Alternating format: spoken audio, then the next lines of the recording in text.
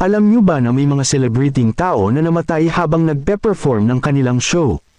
Ito ang 5 celebrating tao na namatay habang gumagawa ng pelikula. 1. Tommy Cooper. Ang komedyanteng British na si Tommy Cooper ay bumagsak mula sa isang atake sa puso.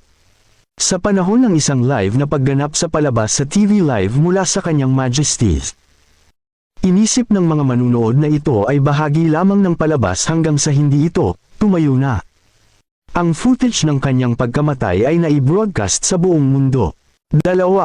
Red Fox. Sikat sa kanyang tungkulin bilang Fred Sanford sa pelikulang Sanford at Son. Si Red Fox ay madalas na nag-atake sa puso sa kanyang palabas upang mapatawa ang mga manunood. Ang hindi inaasahan, talagang nagkaroon siya ng atake sa puso habang gumagawa ng pelikula. At sa una ay naisip ng lahat na nagbibiro lamang ito, ngunit nagulat na lamang ang lahat. 3. Dick Shawn. Sa panahon ng isang solo comedy show sa San Diego State University.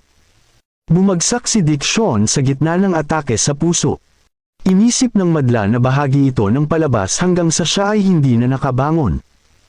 Siya ay idiniklarang patay na sa lugar.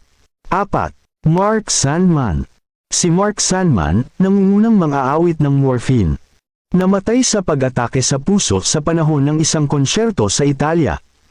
Bagaman hindi siya isang pangunahing bituin. Siya ay may isang malaking pagsunod sa American alternative rock scene. At ang kanyang kamatayan ay dumating bilang isang resulta. 5. Steve Irwin.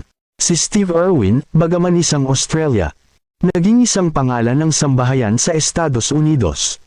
Para sa Animal Planet program Crocodile Hunter.